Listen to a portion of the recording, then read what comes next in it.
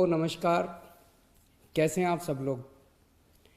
मुझे भी कोरोना हो गया था और लगभग 7-8 दिन में होम आइसोलेशन में रहा। आप सबकी खूब दुआएं मिली, आपका खूब आशीर्वाद मिला, आपकी सबकी शुभकामनाएं आ रही थी, उसके लिए आप सबका बहुत बहुत शुक्रिया, तहे दिल से शुक्रिया।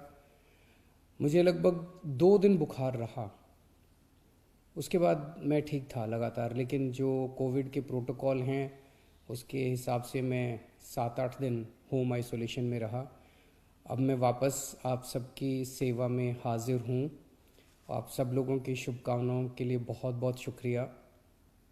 लेकिन दिल्ली में जो कोरोना की रफ़्तार बहुत ज़्यादा तेज़ी से बढ़ रही है, उसको लेके मैं हमेशा से चिंतित था।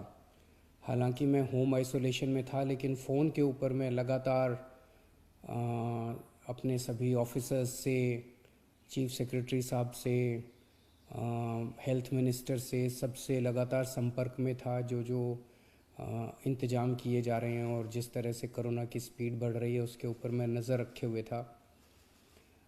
दिल्ली के अंदर जो कोरोना की, पूरे देश में कोरोना बहुत तेज़ी से बढ़ रहा है, दिल्ली में भी बहुत तेज़ी से बढ़ रहा है। रफ्तार बहुत ज़्यादा तेज़ है। मैं देख रहा था कि कल वाला जो हेल्थ बुलेटिन था उसमें लगभग 20,000 के करीब केसेस आए थे, और आज शाम को जो हेल्थ बुलेटिन आएगा उसमें लगभग 22,000 केसेस, पिछले 24 घंटे के 22,000 केसेस आएंगे। तो डेली बहुत तेज़ी से केसेस बढ़ रहे हैं, जिसको, जो एक चिंता का विषय तो है, लेकिन जैसे मैंने पहले भी बोला था, घबराने की बात नहीं है। जब मैं बोल रहा हूँ घबराने की बात नहीं है, तो मैं सारा डेटा एनालाइज करके बोल रहा हूँ। पिछली जो वेव आई थी अप्रैल मई में, उसमें 7 मई को इतने ही डेली केसेस आते थे, 20,000 के करीब। जैसे अभी 20,000 केसेस आए, कल 20,000 cases per day daily cases आए। 7 मई को भी 20,000 केसेस आए थे पिछली वेव में, लेकिन 7 मई को 341 मौतें हुई थी। 341 मौतें। लेकिन कल जब 20,000 केसेस आए हैं तो 7 मौत हुई हैं।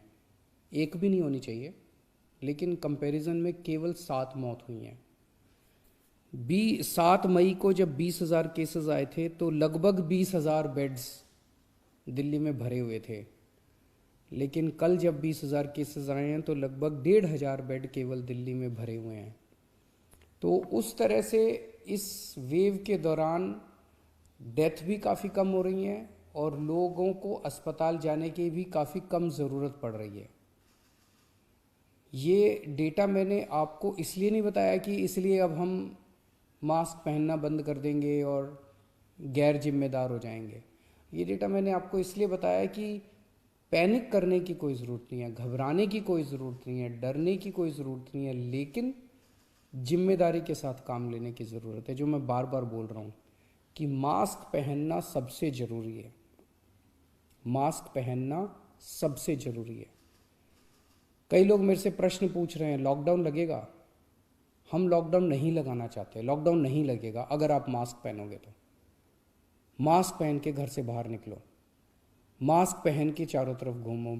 अगर ज़रूरत ना पड़े तो घर से बाहर ना ही निकलो, अभी थोड़े दिन कोई ज़रूरी नहीं है, लेकिन मास्क पहनना बहुत ज़रूरी है। सोशल डिस्टेंसिंग बहुत ज़रूरी है। हम लॉकडाउन नहीं लगाना चाहते, फ़िलहाल लॉकडाउन लगाने की कोई हमारी मंशा नहीं है, और हम चाहते हैं कि जल्दी से जल्दी ये वेव ख़त्म हो, और कोशिश हमारी है कि कम से कम रिस्ट्रिक्शंस हम लोग लगाएं, ताकि लोगों के रोज़ी रोटी चलती रहे, लोगों के रोज़गार चलते रहें। एलजी साहब और मैं दोनों मिलके पूरी सिचुएशन को लगातार हम लोग नज़र रखे हुए हैं। कल हमारी डीडीएमए की दोबारा मीटिंग है, उस मीटिंग में एक्सपर्ट्स के साथ फिर से हम रिव्यू करेंगे सिचुएशन को कि क्या और करने की ज़रूरत है, नहीं है। केंद्र सरकार से लगातार हम लोग संपर्क में हैं, केंद्र सरकार से भी हमें पूरा सहयोग मिल रहा है। तो सब लोग मिलके, मैं, एलजी साहब, हमारे सारे ऑफिसर्स, केंद्र सरकार, सब लोग मिलके सिचुएशन के ऊपर नज़र रखे हुए हैं और सिचुएशन को कंट्रोल किए हुए हैं। पहले भी हम सब दिल्ली वासियों ने मिलके कोरोना की इतनी बड़ी इतनी खतरनाक लहर थी जो अप्रैल वाली थी, उसको हमने पार पा लिया, तो इस लहर को भी हम लोग पार पा लेंगे। चिंता करने की ज़रूरत नहीं है, लेकिन जिम्मेदारी के साथ काम करने की ज़रूरत है। और जिन जिन लोगों ने वैक्सीन नहीं लगवाया, प्लीज़ जाके वैक्सीन ज़रूर लगवा लीजिए। वैक्सीन लगाने से मतलब ये नहीं है कि कोरोना नहीं होगा, लेकिन कोरोना अगर हुआ तो आपको कम माइल्ड कोरोना होगा, आपकी जान को खतरा नहीं होगा, आपको अस्पताल हो सकता है जाने की ज़रूरत ना पड़े। नमस्कार।